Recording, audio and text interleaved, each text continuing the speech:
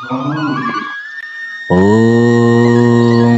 भूर्भुवः स्वः तत्सवितुर्वरेण्यं भर्गो देवस्य धीमहि धियो यो नः प्रचोदयात्। ॐ सद्गुरुचरणकमलेभ्यो नमः। परम पूज्य गुरुदेव परवंदनीय माता जी के दिव्य संरक्षण में ऑनलाइन दैनिक स्वाध्याय के आज के एपिसोड में आप सबका बहुत बहुत स्वागत, बहुत बहुत अभिनंदन है साथियों। आज हम लोग एक नया अध्याय प्रारंभ कर रहे हैं। श्री राम कृष्ण भक्त मालिका पुस्तक के अंतर्गत हम सब उनके मानस पुत्र एवं उनके शिष्यों, उनके भक्तों की जीवनी पढ़ रहे हैं। अभी तक हम लोगों ने पिछले 10 एपिसोड में स्वामी विवेकानंद की जीवनी को पढ़ा था। अब आज एक अन्य शिष्य हैं जिनकी जीवनी हम पढ़ेंगे, स्वामी ब्रह्मानंद। आइए प्रारंभ करते हैं। आप सब अधिक से अधिक शेयर कर दें जिससे कि ये दिव्य लाभ सबको प्राप्त हो सके। जानते हैं इनके बारे में। दक्षिणेश्वर में अपनी दीर्घकालीन साधना की समाप्ति के उपरांत श्री रामकृष्ण देव ने त्यागी भक्तों का संग पाने की इच्छा से एक दिन जगदम्बा को जताया। विषयी संसारी व्यक्तियों के साथ बातें करते करते मेरी जिह्वा में जलन होने लगी है।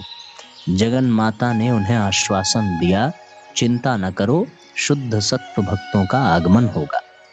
फलस्वरूप धीरे धीरे त्यागी युवकगण आने लगे। अंतरंग भक्तों में श्रीयुत राखाल का स्थान अत्यंत महत्वपूर्ण है। वे अल्पसंख्यक ईश्वर कोटियों में एक तथा ठाकुर के मानस पुत्र थे। जगदम्बा ने पहले से ही ठाकुर को उनके आगमन के संबंध में कह रखा था। ठाकुर कहा करते थे, राखाल के आने के कुछ दिन पूर्व मैंने देखा कि माँ ने अचानक एक शिशु को लाकर मेरी गोद में बैठा दिया और बोली, यही तेरा पुत्र है।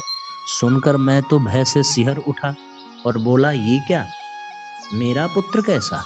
उन्होंने हंसते हुए कहा, समझाया कि सामान्य सांसारिक दृष्टि से पुत्र नहीं बल्कि त्यागी मानस पुत्र। तब जाकर मेरी जान में जान आई।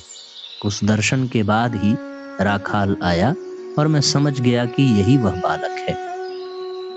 श्री राखाल चंद्र घोष का जन्म बसीरहाट महकमे के शिकरा कुलीन ग्राम के एक महान संभ्रांत वंश में 21 जनवरी 1863 ईस्वी मंगलवार के दिन हुआ था। आपके पिता श्री आनंद मोहन घोष एक संपन्न जमींदार थे। 5 वर्ष की आयु में ही राखाल की माता कैलाश कामिनी देवी परलोकवासी हो गई। इसके पश्चात उनके पिता ने दूसरा विवाह किया और राखाल चंद्र अपनी विमाता हेमांगिनी देवी की स्नेहमय गोद में पलते हुए बड़े होने लगे। उपयुक्त आयु प्राप्त होने पर राखाल को आनंद मोहन ने घर के निकट ही एक विद्यालय की स्थापना कर उसमें भर्ती करा दिया। वहां पर बालक राखाल ने अपनी सुंदर सौम्य आकृति तथा मधुर स्वभाव द्वारा सभी शिक्षकों तथा छात्रों को आकर्षित कर लिया। थोड़े ही दिनों में वह छात्रों का अगुआ बन गया। अध्ययन आदि में भी उसकी बुद्धिमत्ता व्यक्त होने लगी। बालक राखाल स्वभाव से ही मित्र वत्सल था। विद्यालय में शिक्षकगण छात्रों को जब दंडित करते तो वह सहानुभूति से विगलित हो जाया करता। इसके फलस्वरूप धीरे धीरे शिक्षकों के हृदय में भी कोमलता का संचार हुआ और उन लोगों ने मारने की आदत छोड़ दी। कितनी बड़ी बात है। ऐसा अगर छात्रों में आ जाए तो बहुत सुंदर। विद्यालयीन शिक्षा के अतिरिक्त अन्य विषयों में भी राखाल को अच्छा उत्साह था। जैसे खेलकूद में उसका जोड़ न था, वैसे ही कुश्ती में भी कोई उससे प्रतिद्वंदिता नहीं कर पाता था। गांव की विभिन्न क्रीड़ा प्रतियोगिताओं में उसकी असाधारण निपुणता व्यक्त हुआ करती थी। पिता की ही तरह उसमें भी बचपन से ही फल फूल के उद्यानों के प्रति विशेष लगाव था।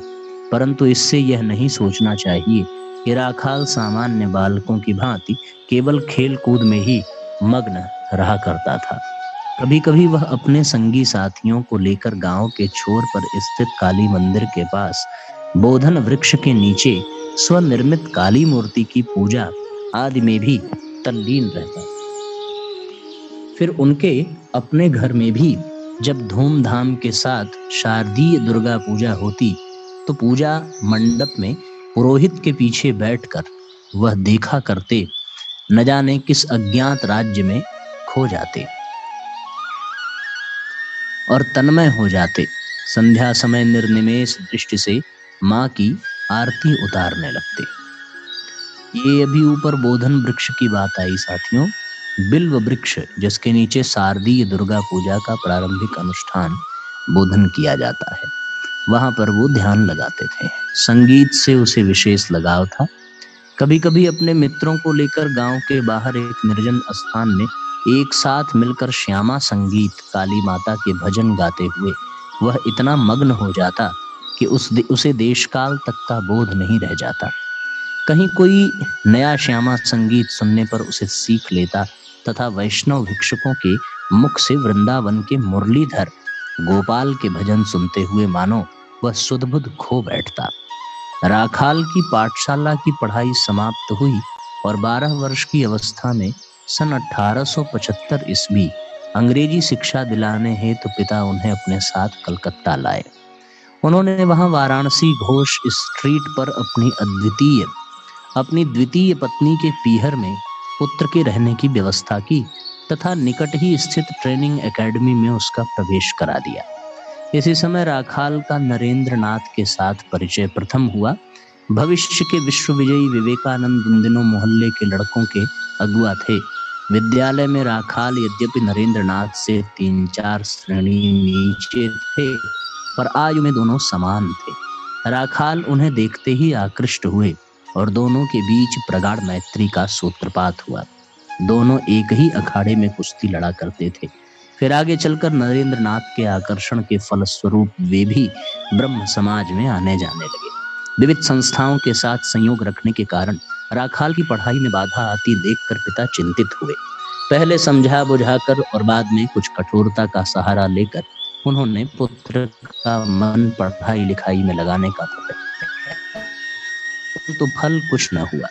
अंत में दूसरा कोई उपाय न देखकर रिश्तेदारों से सलाह मशवरा करके उन्होंने निश्चित किया कि उसका विवाह कर देना ही अच्छा रहेगा। संयोगवश शीघ्र ही मनोनुकूल कन्या भी मिल गई और कोन नगर के श्री मनोमोहन मित्र उन दिनों कलकत्ते में कंसारी पाड़ा के निकट सिमुलिया मोहल्ले में निवास करते थे।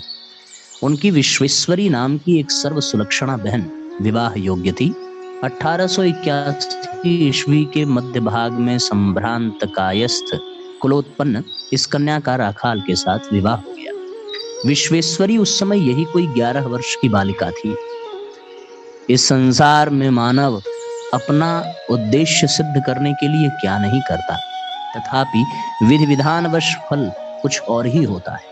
पिता ने विवाह द्वारा पुत्र को माया के बंधन में आबद्ध कर लेना चाहा था, परंतु इसी विवाह ने राखाल को तत्काल ही दक्षिणेश्वर ला उपस्थित किया। राखाल के बड़े साले मनोमोहन ने पहले से ही श्री राम कृष्ण देव के चरणों में आश्रय ले लिया था। धर्म प्राण सास जी भी श्री राम कृष्ण की अनन्य भक्त थी। विवाह के बाद एक दिन कोन्नगर से लौटकर कलकत्ता आते समय ससुराल में आए हुए राखाल को मनोमोहन दक्षिणेश्वर ले गए। जगदम्बा ने श्री राम कृष्ण के मन को पहले से ही इस शुभ क्षण के लिए तैयार कर रखा था। एक दिन ठाकुर ने अपनी भाव दृष्टि से देखा कि वटवृक्ष के नीचे एक बालक खड़ा है। उनके मन में शंका हुई कि ऐसा दर्शन होने का क्या कारण है। भांजे हृदय से इस संदेह को जब उन्होंने व्यक्त किया तो हृदय उल्लास पूर्वक बोल उठे, मामा तुम्हारे लड़का होगा, इसीलिए ऐसा देखा है। शुद्ध अपाप विद्ध ठाकुर चौंकते हुए बोले, वह कैसे रे? मेरी जो मातृयोनि है, मेरा भला कैसे लड़का होगा? इस प्रश्न का उत्तर हृदय नहीं दे सके, परंतु जगदम्बा ने दिया, जिसका उल्लेख हम प्रबंध के आरंभ में ही कर चुके। यहाँ पर हम जिस दिन का वर्णन कर रहे हैं, उस दिन अपने शुद्ध सत्व मानस पुत्र राखाल के आगमन के पूर्व उनकी प्रतीक्षा में तन्मय ठाकुर ने भाव नेत्रों से देखा। गंगा के वक्ष से अचानक एक शतदल पद्म प्रस्फुटित हुआ, जिसके प्रत्येक दल में अपूर्व शोभा विद्यमान है। उस शतदल पर चिरकिशोर राखाल राज श्री कृष्ण का हाथ थामे वैसे ही एक दूसरा बालक नूपुर पहने नृत्य कर रहा है और नृत्य की अपूर्व थिरक के साथ माधुर्य का सागर हिलोरें ले रहा। देखते ही देखते श्री राम कृष्ण अपनी सुध-बुध खो बैठे। ठीक उसी क्षण राखाल चंद्र उनके सम्मुख आ उपस्थित हुए। विस्मय विभोर श्री राम कृष्ण ने देखा, यही तो है पूर्व दृष्ट वटवृक्ष के नीचे खड़ा बालक, जगदम्बा द्वारा निर्दिष्ट उनका मानस पुत्र और कमल दल पर नृत्य मग्न ब्रज किशोर श्री कृष्ण सखा। उन्होंने सब देखा, सब समझा, परंतु उन आत्म प्रतिष्ठ महामानव ने बाहर कोई भी आवेगा उच्छ्वास व्यक्त नहीं किया। एकाग्र दृष्टि से गंभीरता पूर्वक राखाल का निरीक्षण करने के पश्चात उन्होंने साथ में आए मनमोहन से कहा, सुंदर आधार है। तत्पश्चात उन्होंने उनके साथ पूर्व परिचित के समान स्नेह पूर्वक संभाषण शुरू किया। तुम्हारा नाम क्या है? राखाल चंद्र घोष। राखाल शब्द सुनते ही भाव विभोर ठाकुर के गदगद कंठ से निकल पड़ा। क्या निकल पड़ा? वही नाम, राखाल, व्रज का राखाल। इसके बाद थोड़े प्रकृतिस्थ हो स्नेह पूर्वक बोले, फिर आना। इधर प्रथम मिलन में ही राखाल के हृदय में विद्युत दमक की भांति एक भावावेग का संचार हुआ। उनका संपूर्ण देह, मन, प्राण एक साथ इस महापुरुष की ओर अत्यंत आवेगपूर्ण पूर्वक आकर्षित हो गया। उन्होंने मन ही मन विचार किया, ये कौन है? ये सौम्य महापुरुष कौन है? इनके निर्निमेष नयनों में जो दिव्य माधुरी खेल रही है वह इस लोक की तो नहीं लगती। अवश्य ही इनकी दृष्टि के सम्मुख वह नित्य सत्य वस्तु सर्वदा विराजमान रहती होगी। वापस लौटते समय रास्ते भर राखाल के कानों में वही कोमल वाणी प्रतिध्वनित होती रही, फिर आना। प्रेम घन मूर्ति श्री राम कृष्ण के अपूर्व आकर्षण से राखाल पुनः दक्षिणेश्वर आने का अवसर देखने लगे और एक दिन विद्यालय की छुट्टी होने पर अकेले ही वहां पहुंच गए। श्री राम कृष्ण से मिलकर उन्हें ऐसा प्रतीत हुआ मानो वे कितनी देर से उन्हीं की बाट जोह रहे थे। राखाल के आते ही उन्होंने मधुर उलाहना देते हुए कहा, तुम्हें यहाँ आने में इतनी देर क्यों हुई? राखाल भला क्या उत्तर देते? दोनों ही एक दूसरे की ओर एकटक देखते हुए एक दिव्य भाव राज्य में पहुंचकर लीला विलास में तन्मय हो गए। फिर वाणी भला क्या करती? मातृविहीन राखाल को प्रेम घन श्री राम कृष्ण जननी के रूप में मिले और राखाल की आकृति उस समय एक युवक के समान होने पर भी श्री राम कृष्ण ने उन्हें छोटे से बालक के रूप में ग्रहण किया। तब से राखाल प्रायः ही दक्षिणेश्वर आने लगे। कभी कभी वे वहीं ठहरते भी थे। उस समय की अपूर्व लीला के बारे में ठाकुर ने कहा था, उन दिनों राखाल का स्वभाव ठीक 3-4 वर्ष के बालक के समान था। मुझे ठीक माँ के समान मानता था। कभी कभी अचानक दौड़कर आकर मेरी गोद में बैठ जाता और आनंद विभोर हो मानो स्तनपान करने लगता। घर जाना तो दूर, वो यहाँ से एक पग भी नहीं हिलना चाहता था। मुझे देखकर आत्म विभोर राखाल भीतर जिस बाल भाव का उद्रेक होता था वह कहकर समझाने की बात नहीं। उस समय जो कोई उसे इस रूप में देखता वही अवाक रह जाता। मैं भी भावावेश में उसे खीर, मक्खन आदि खिलाता। कितनी ही बार मैंने उसे कंधे पर भी चढ़ाया है। इसमें उसको जरा भी संकोच नहीं होता था। एक दिन राखाल के बारे में ठाकुर ने कहा था, राखाल साकार के घर का है और नरेन निराकार के घर का। राखाल जब पहले पहल दक्षिणेश्वर आए उन दिनों वे नरेंद्रनाथ के साथ ब्रह्म समाज में भी आना जाना करते थे। नरेंद्र की प्रेरणा से उन्होंने ब्रह्म समाज में प्रतिज्ञा पत्र भी हस्ताक्षर किए थे। तदनुसार मूर्ति पूजा या देवी देवता को प्रणाम करना उनके लिए निषिद्ध था, परंतु श्री राम कृष्ण के संपर्क में आने पर उन्होंने वह सब करना सीखा। आंतरिक रूपेण अपने स्वभाव के अनुरूप होने के कारण वे इन बातों में आनंद भी पाते थे। राखाल के आगमन के कुछ महीने बाद ही नरेंद्र भी दक्षिणेश्वर आए। थोड़े ही दिनों में राखाल के भीतर इस प्रकार परिवर्तन आया देखकर उन्होंने ठाकुर की अनुपस्थिति में उन्हें कपटाचारी कहते हुए कठोर शब्दों में उनकी भर्त्सना भी की थी। कोमल स्वभाव राखाल नरेंद्रनाथ को सम्मान की दृष्टि से देखते थे तथा उनसे बहस नहीं करते थे।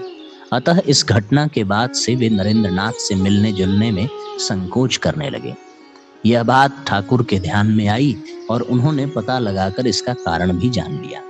फिर उन्होंने नरेंद्रनाथ से कहा, देख, राखाल से और कुछ न कहना, वो तुझे देखते ही भयभीत हो जाता है।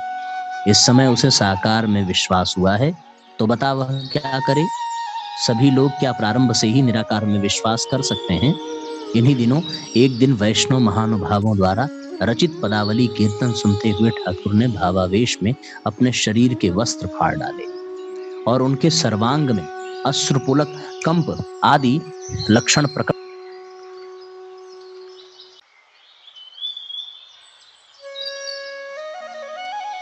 महाभाव में वे कहने लगे, प्राणनाथ हृदय वल्लभ श्री कृष्ण को तुम लोग ला दो।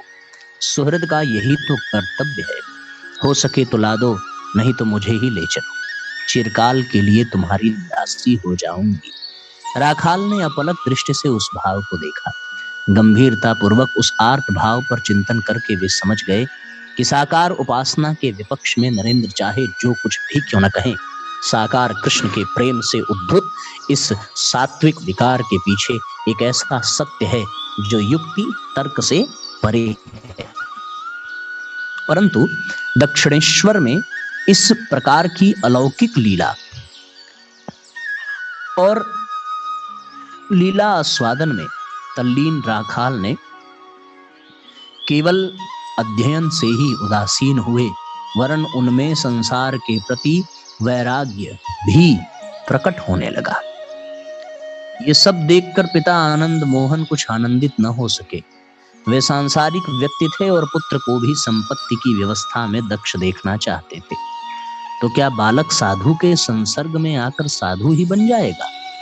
प्रतिकार के सारे प्रयास विफल होते देखकर एक दिन पिता ने राखाल जब दक्षिणेश्वर से घर लौटे तो उन्हें कमरे में बंद कर दिया। अवरोध के कारण राखाल का मन श्री राम कृष्ण के प्रति और भी अधिक आकृष्ट हुआ तथा वे उनसे मिलने का अवसर ढूंढने लगे। इधर श्री राम कृष्ण अपने दुलारे को न देखकर आंखों में अश्रु लिए मंदिर में आए और माँ जगदम्बा से प्रार्थना करने लगे।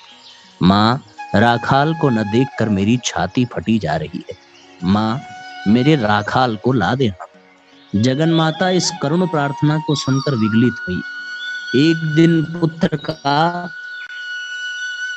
को बंदी के समान अपने निकट बैठा कर आनंद मोहन मुकदमे के कागज पत्रों में डूब गए। मौका देखकर राखाल दबे पांव कमरे से निकलकर दक्षिणेश्वर चले आए और कुछ दिन वहां से घर लौटे ही नहीं। इधर पिता भी संपत्ति के मामलों में इतने व्यस्त थे कि उन्हें दक्षिणेश्वर जाने की फुर्सत नहीं मिली। मुकदमा बड़ा जटिल था और उसमें जीतने की संभावना नहीं थी, परंतु आनंद मोहन को उसमें अप्रत्याशित रूप से विजय प्राप्त हुई। अतः इसके बाद वे समय निकालकर पुत्र की खोज में दक्षिणेश्वर चले। उस दिन उनका मन पहले के समान बोझिल न था, वरन काफी चिंता रहित तथा शांत था। संभव है उनके मन में यह विचार उठा कि यह अप्रत्याशित विजय पुत्र के साधु संग के फल स्वरूप ही प्राप्त हुई है। विशेषकर मातृहीन बालक की असहाय अवस्था की स्मृति ने आनंद मोहन के मन को और भी द्रवित कर दिया। आनंद मोहन को दूर से ही देखकर श्री राम कृष्ण ने अनुमान कर लिया कि ये राखाल के पिता ही होंगे। अतः उन्होंने राखाल से कहा, अरे राखाल, देख तो, लगता है तेरे पिता आ रहे हैं। उन्हें देखते ही विस्मित तथा भयभीत राखाल छिपने का प्रयास करने लगे, परंतु ठाकुर बोले, डर कैसा रे, माँ बाप तो प्रत्यक्ष देवता हैं। पिता के आने पर तू उन्हें खूब भक्ति पूर्वक प्रणाम करना। माँ की इच्छा होने पर क्या नहीं हो सकता? माँ की इच्छा होने पर क्या नहीं हो सकता? राखाल ने विनय पूर्वक पिता का अभिवादन किया। श्री राम कृष्ण ने भी पिता के समक्ष पुत्र की अजस्त्र प्रशंसा की और आदर सत्कार द्वारा उन्हें संतुष्ट किया। अपने पुत्र के प्रति ठाकुर का स्नेह तथा पुत्र का उत्फुल्ल मुखमंडल एवं उल्लासपूर्ण व्यवहार देखकर आनंद मोहन को उसे इस स्नेह धाम से बलपूर्वक खींच ले जाने की इच्छा नहीं हुई। अतः उन्होंने राखाल को दक्षिणेश्वर में ही छोड़कर विदा ली। जाते समय केवल इतना ही अनुरोध किया कि ठाकुर, अपनी इच्छा अनुसार ही राखाल को कभी कभी घर भेज दिया करें। तदनुसार ठाकुर राखाल को बार बार घर भेजते, पर राखाल पुनः पुनः दक्षिणेश्वर में आकर निवास करने लगे। अतः आनंद मोहन भी कभी कभी पुत्र को ले जाने के लिए दक्षिणेश्वर आया करते। एक बार राखाल की ओर आनंद मोहन की दृष्टि आकृष्ट करते हुए श्री राम कृष्ण ने कहा, आहा आहा, देखो देखो, आजकल राखाल को क्या ही अद्भुत भाव प्राप्त हुआ है। इसके मुख की ओर तो देखो, देखोगे कि ओठ हिल रहे हैं, भीतर ही भीतर सर्वदा भगवान का नाम जपता है ना। यदि कहो कि संसारी व्यक्ति के घर जन्मा हुआ है और फिर जन्म से ही वैसे लोगों का संग है, तो भी ऐसा कैसे होता है? तो उसकी व्याख्या ये है कि चने का दाना यदि गंदगी के बीच भी गिर जाए तो भी उससे चने का ही पौधा पैदा होता है। आहा, वह चना कितने अच्छे काम में आता है।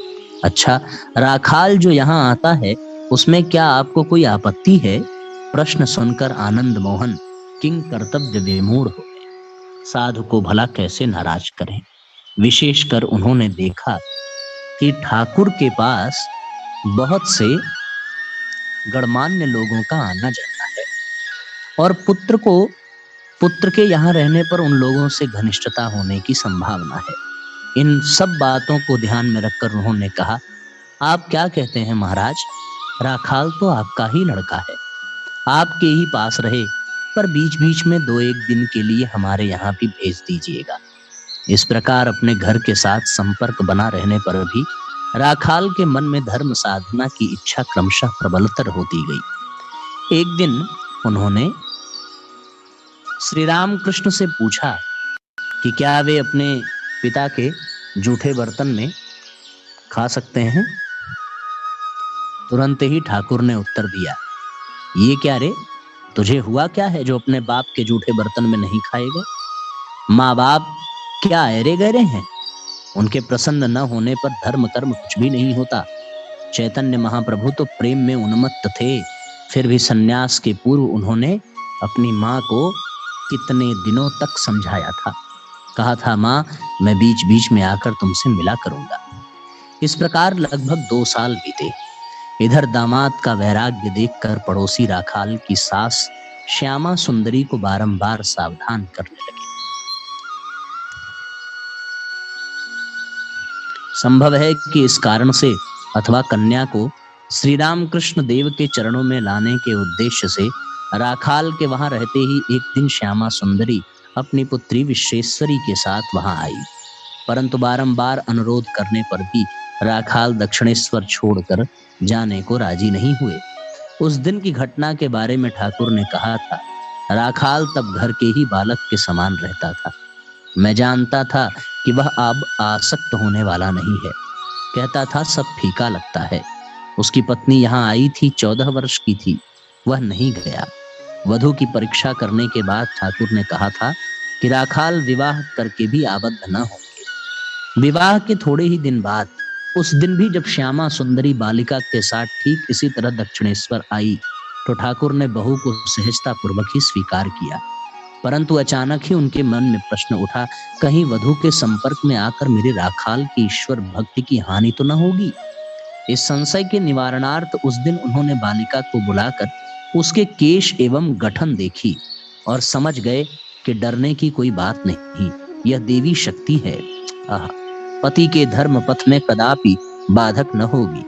तब हर्षित चित्त नौबत खाने में माता जी के पास भेजते हुए कहला दिया कि रुपए देकर बहू का मुख देखें।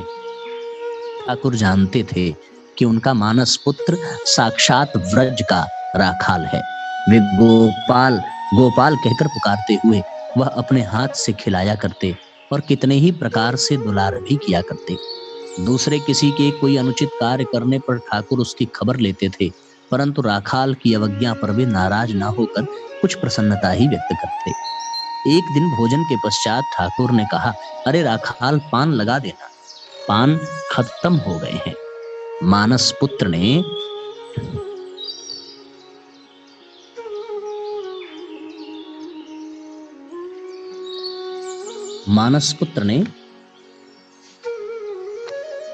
उत्तर दिया, मैं पान लगाना नहीं जानता। ये क्या रे, पान लगा, इसमें जानने न जानने की क्या है, जा पान लगा। मैं नहीं कर सकूंगा महाराज। उत्तर सुनकर हंसते हंसते ठाकुर के पेट में बल पड़ गए। इस निसंकोच व्यवहार से ठाकुर समझ गए कि राखाल ने उन्हें वास्तव में अपने एक अत्यंत आत्मीय के रूप में स्वीकार किया है। उसके आचरण में बनावट का नाम तक नहीं है, केवल स्नेह संभूत हठवादिता।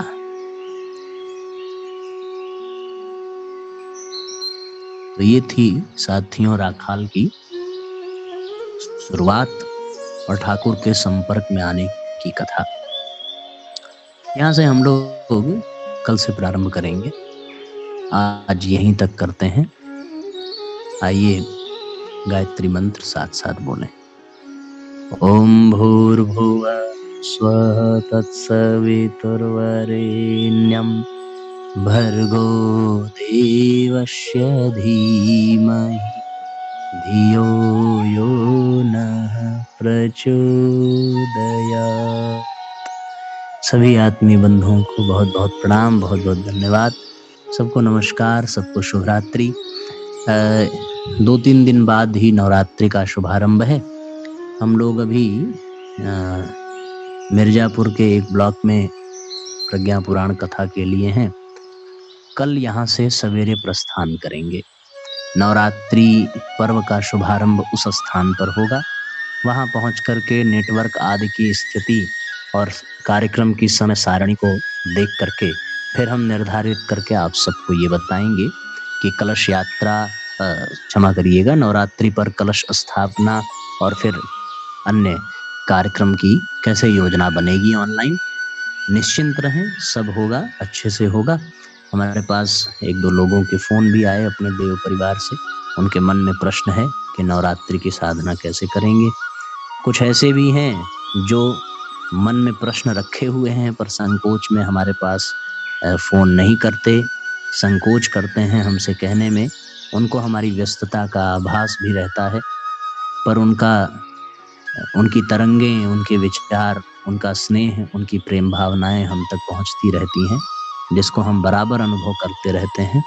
हम कल अथवा परसों के स्वाध्याय में नवरात्रि की पूरी रूपरेखा स्पष्ट कर देंगे। आप सब अपना ध्यान रखिए। खूब खूब मंगल कामना, खूब खूब शुभकामना। शुभ रात्रि।